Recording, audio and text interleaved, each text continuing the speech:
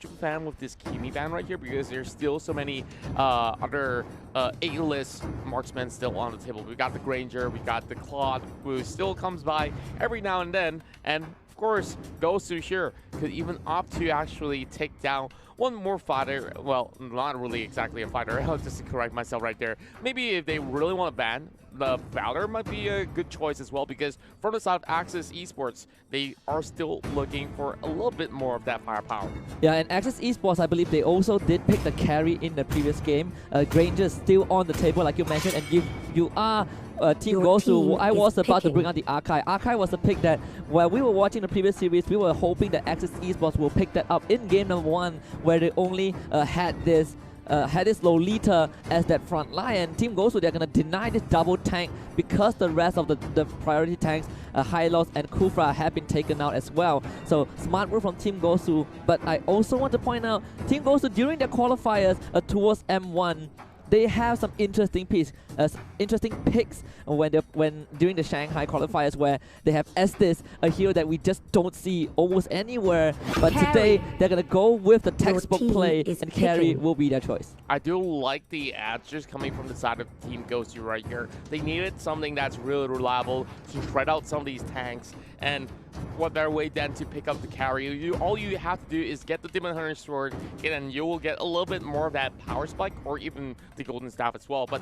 Franco is something that we haven't really seen all too much of inside of the M1, but in the MPL MYSG, this is one popular pick heading in towards that playoff round. So Axis Esports is taking double or nothing, and now they're locking into Franco right here and hoping to connect those hooks. Yeah, and this is the all-in, I could say the all-in for Axis Esports. On paper, it seems like it's going to work out pretty well, and it is. The theory crafting for Axis Esports does seem more robust compared to the first series. Team Gosu right now, if you're looking at this Franco, you kind of know that Kaja might not find an easy way to just go and flicker Divine Judgment because of the presence of this Franco. So he has a big task if you are the Malaysian team. But Team Gosu, the Thamus is a really obvious choice. We've seen Leomord being picked out only by VFM yesterday as a stable, neutral fighter. But the general consensus is Thamus is still the more popular pick. Well, I definitely will agree with that. The Lord has been really consistent, and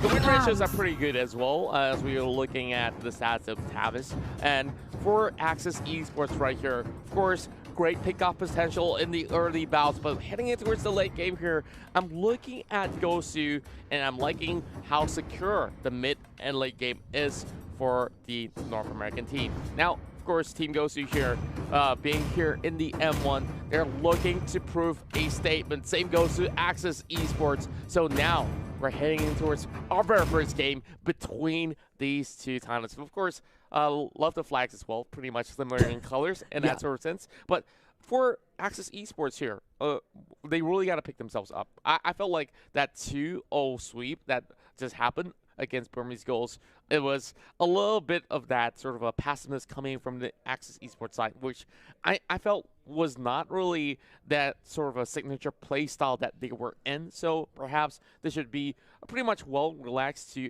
be confident to play their own game. Yeah, and the skills will kind of tip as well.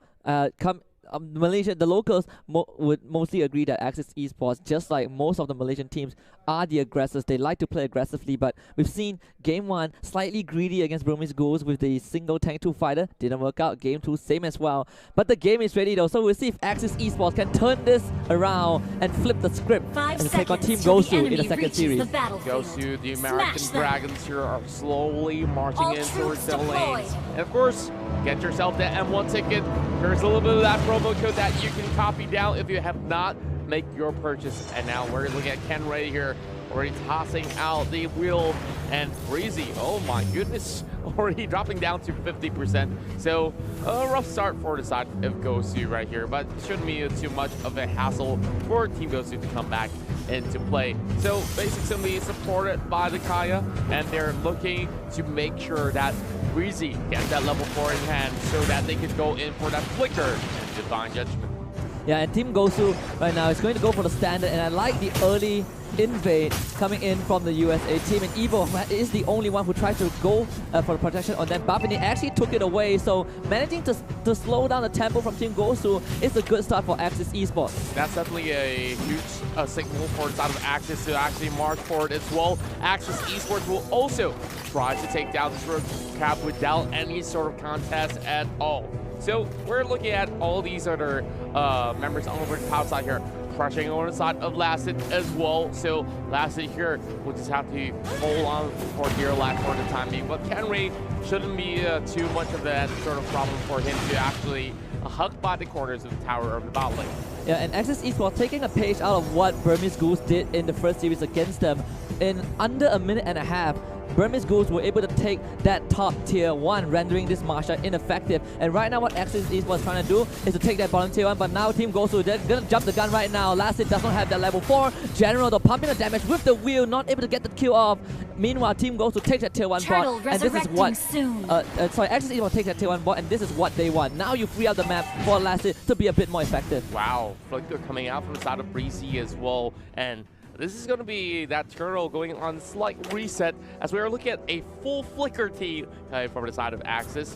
Well, way too quick for me to see what's on the line for the side of Gosu, but for Gosu, they're just making sure that they stay safe for the time being. And now Axis Esports already attempting the very first turtle of the game.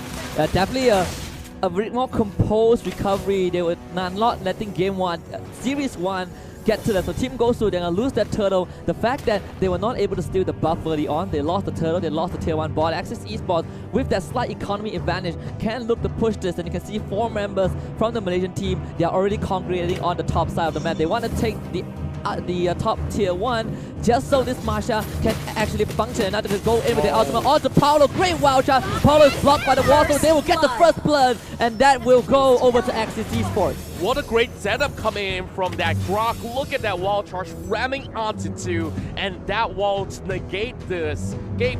And now Axis Esports can take more than just that. They've already got the turtle, they've already got the first blood, and they will also take another tower down from the top side.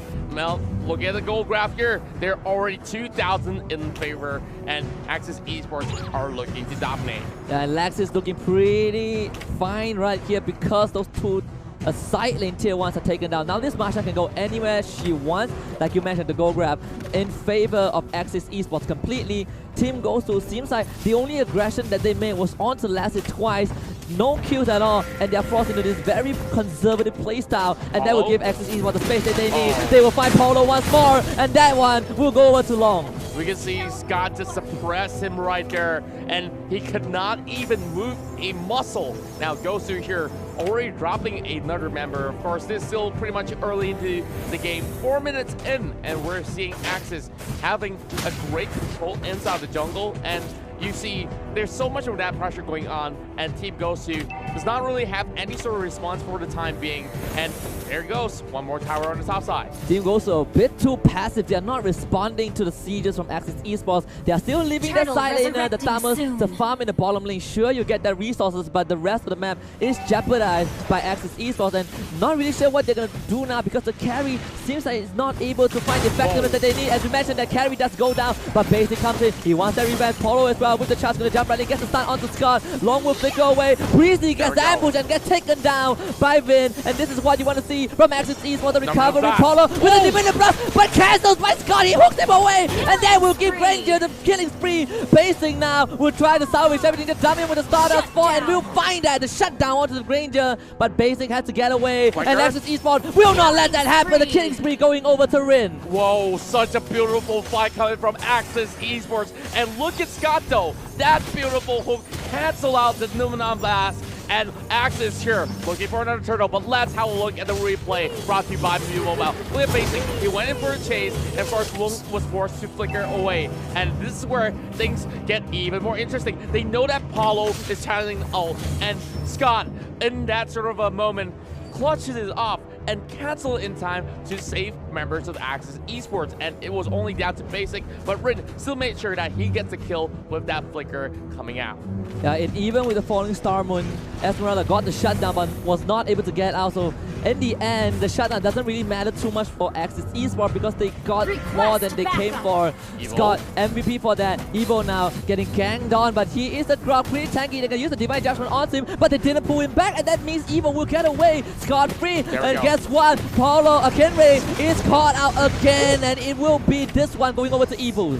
Well, Evil X, of course, already took a lot of that damage, but it was Kenray who fall in that sort of a slight skirmish. But looking at Gosu members, they're slowly getting themselves back on track, though a little bit late though. 6,000 gold still in favor of Axis, and that's going to be the buff being pulled over. And Paulo right now is getting that all-talent performance out of Scott, but no follow-up whatsoever from Axis. And Rin is coming online on his signature Lunox 3-0-2 long as well. 3-1-2, the two calls from Axis Esports are on a roll, and Team Gosu feels like they are really desperately trying to make something happen. The only kill that they got was basic onto that shutdown on the Granger, but now another 5 Paulo immediately caught out. Not even have a chance to use that Numinum Blast, and Team Gosu won't have a chance to defend this tower at all. I feel like Paulo has been caught out a little bit way too much in this sort of early game fights, and now we're already in 7 minutes of the game, and that possibly shouldn't be the case at all for the side of Team Gosu, but of course they have to let this mid tower fall in that sort of sense, and Axis Esports here can just run free anywhere as they please. And speaking of that, Kenray getting caught out as well. Yeah, no way out for Kenray. Another kill going over to the core of Axis Esports. Long now, 5-1-2. This Granger is absolutely massive. Blade of Dispatch available. They're gonna get the suppress on the basic, but Team Gosu now, they have the backup. But keep your eyes on Rin. This Lunox is pretty scary. He's still left alone. Basic is in, but the brilliance from Lunox will keep her invulnerable for now. One kill goes over to Paulo, but it seems like Lassie will find Paulo in return. General now isolated from the rest of his team, and it seems like Axis Esports will find a win. 1, 2, 3 are down. Granger on the killing spree, and Axis Esports under 8 minutes will crack the base of Team Gosu. That was technically a team wipe before Kenray even came back up online. Now, heading back into his ad play, Basic was trying to focus everything upon all these members of Axis, but Flicker coming out from the side of Scott to bait Paulo on towards the other corner instead. And of course, Gosu, all they could possibly do was run away, and they should not even commit towards that fight inside of the jungle, and they have to pay the price with that broken base. The Malaysian Tigers have seemed to awaken after Series 1. Team goes to Paulo. You talked about how he got caught up multiple times, and in all these scenarios, this Lolita just feels like ineffective all along. And with that being said, Axis Esports first inhibitor in the middle lane down. Not even 10 minutes in, the Lord will be spawning out pretty soon, and Axis Esports will be eyeing on that objective. Well, first, we're having the Malaysian Tigers here looking for their very first win. Well, of course, it's so convenient that Team Gosu also has the dragon logo with them, so crossing Tigers with the dragon. Well, of course, jokes aside, now back into the game. With Gosu here with need to stall for a great run, and General here not really having the best of weaponry to actually hit in towards the next battle, because the tanks from the side of Axis Esports has already emerged with so many of that sort of assists as well as goal, and they've already got all that they need to actually soak all those damage. But Scott here just waiting for any passersby, and perhaps one good hook will initiate the fight, and instead he hooks the minion. Almost found, and that will allow Lassie to have free reign of this Lord. Marsha, one of those heroes that we know can solo this objective. Look at it go, the Lord does not stand a chance, and Lassie will be the new Lord, at least for now. Team Gosu, they have to deal with this onslaught of Axis Esports. The threat of Scott is always there, and it seems like Paulo will be the victim for the 6th time in a row. Wow, 6. And no assist at all for the side of Paulo. He did get a kill somewhere in between the game, of course, but Team Gosu here, they seem to be having a little bit of that early jitters. Of course, this is, after all, their very first game in the entirety of the tournament, but hoping that Gosu here could make a little bit of that comeback here, as we see Rin here has not even dropped a single time. Same goes to Lasset as well as Evil X and Lung. on that Granger pick. He has already played a lot of that Granger back in MPL MYSG, and he's known as one of the best out there for the entirety of the season. This power from Axis Esports was missing in the series against Burmese Goose, but against Team Gosu, they are unleashing the full power. The Guardian Barrier just come out onto Paulo, and Paulo now, with his Dying Grab, will have to hold this door as Team Gosu desperately need to defend against this potential final siege, and Axis Esports, they're just gonna go for the Crystal, and they'll bag their first win. With the Lord marching right, and this will be the first victory round for Axis Esports. What a way to actually start off the entirety of this best of 3. But Team Gosu doesn't seem like they have any sort of replies at all in this first game of